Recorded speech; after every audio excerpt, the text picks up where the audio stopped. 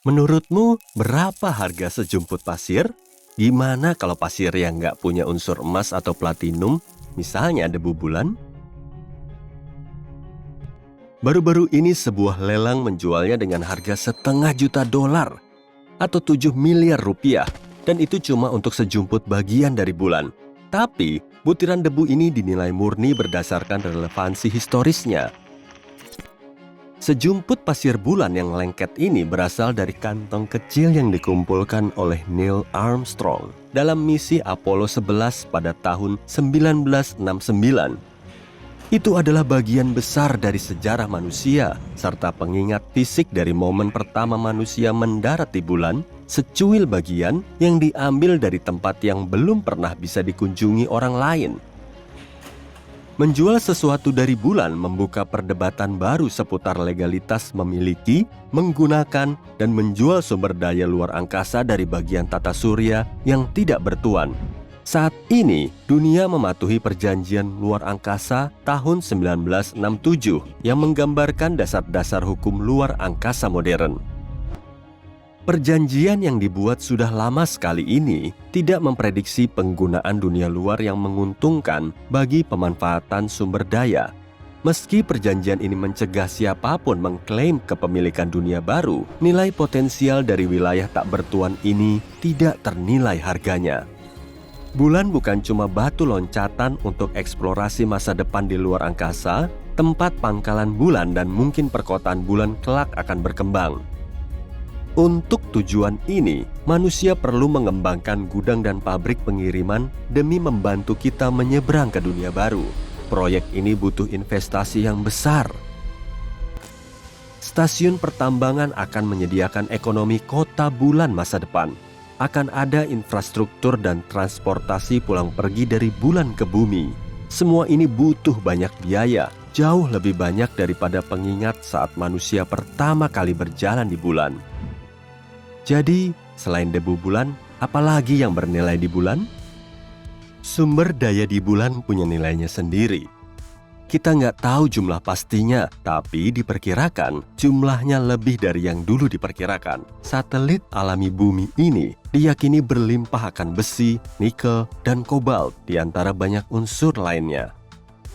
Mineral-mineral ini membuka potensi untuk membangun kota bulan. Sama seperti dalam sejarah manusia, perkotaan di seluruh dunia adalah cerminan dari sumber daya apa yang berlimpah di sekitarnya.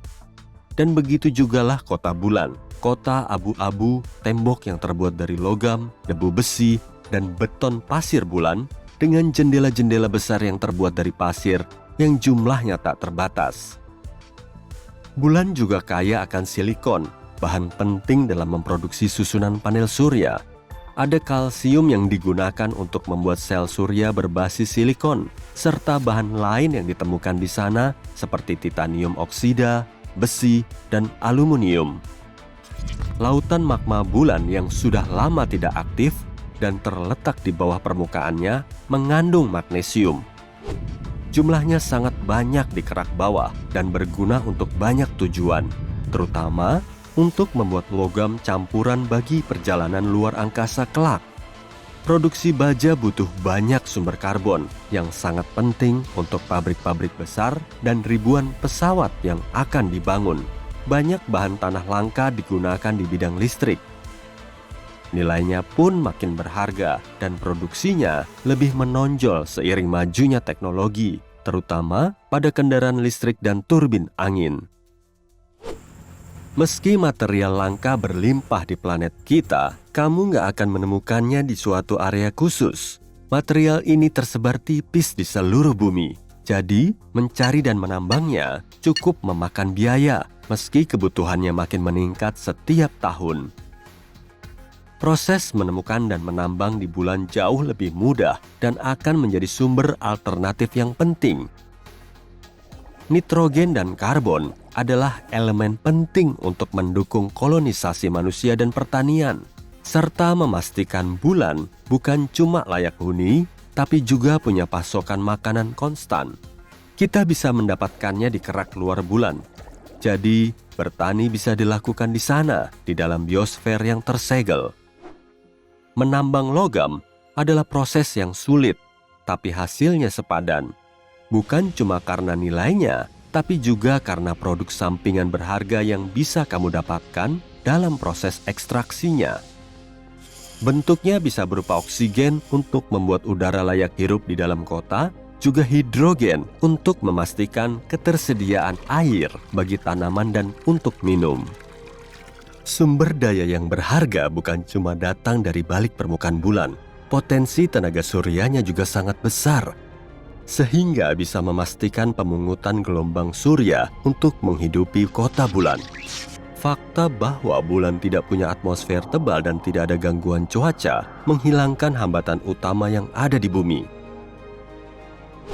Energi yang diciptakan mungkin cukup untuk semua kebutuhan di bulan.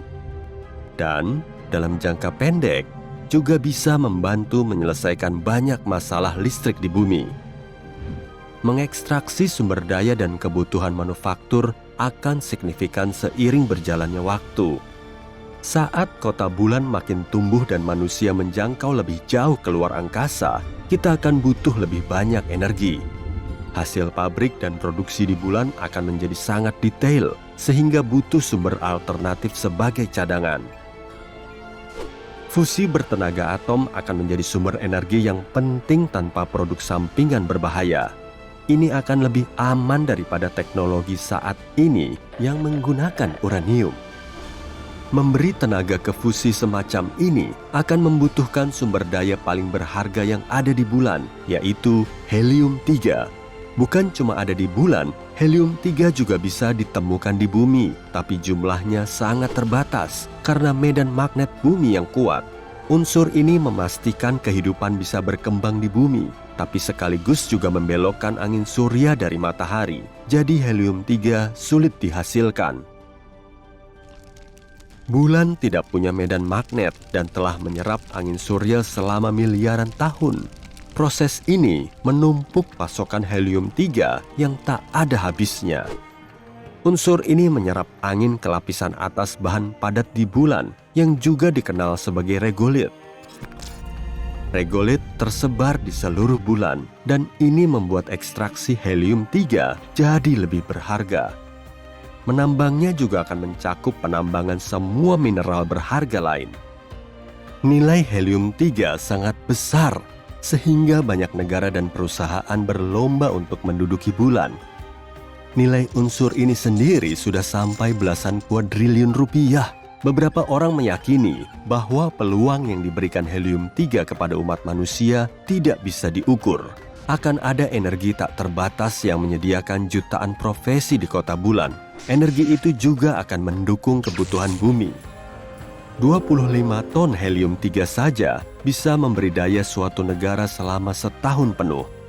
Sumber daya ini akan berpotensi menggerakkan bumi selama ribuan tahun, dan bumi akan punya energi yang dibutuhkan untuk membantu membimbing manusia lebih jauh keluar angkasa. Ini akan memungkinkan pembangunan pelabuhan antariksa di bumi dan memungkinkan perjalanan yang lebih efisien dari bumi ke orbitnya. Dari sana, manusia akan dipindahkan ke pesawat ulang-alik yang menuju lokasi lain di seluruh tata surya. Jarak penerbangan luar angkasa akan berkurang jauh dan bisa membuat penerbangan yang lebih sering ke Mars. Bakal-bakal pelabuhan akan didirikan di sekitar orbitnya, mendukung koloni baru untuk mendarat di permukaannya. Koloni penambang dengan dukungan energi tanpa batas akan menyebar ke seluruh planet merah dengan sumber daya lebih berharga yang berada di dalam tanah merahnya. Era pendudukan baru di tata surya ini akan menimbulkan efek domino seiring perkembangannya menjadi lebih maju dengan setiap generasi pesawat yang dikembangkan. Perjalanan akan makin efisien karena helium-3 akan terus membantu memajukan teknologi kapal penjelajah luar angkasa. Pos-pos terdepan akan dibuat di bulan Jupiter dan Saturnus, mulai dari meneliti potensi kelayak hunian di Eropa atau Enceladus, hingga melanjutkan tradisi penggalian sumber daya berharga di setiap lokasi. Bulan akan terus mencari cara untuk menyediakan energi yang dibutuhkan guna membumikan dunia baru. Ini akan membantu menghangatkan Mars dan memberi daya pada medan magnet buatan. Ini juga akan membantu pembangunan reflektor besar yang bisa mendinginkan Venus. Semua ini akan menjadi dasar untuk menciptakan lokasi yang lebih layak huni bagi generasi manusia masa depan. Semua berkat sumber energi awal dari bulan. Sulit untuk menentukan harga keseluruhan materi yang ada di bulan, meski kamu tahu ada nilai dalam memanen sumber dayanya. Nilai dari debu bulan tidak bisa ditentukan oleh angka, melainkan oleh potensinya dalam memengaruhi apa yang bisa diciptakan manusia, seraya kita terus berkembang sebagai suatu spesies.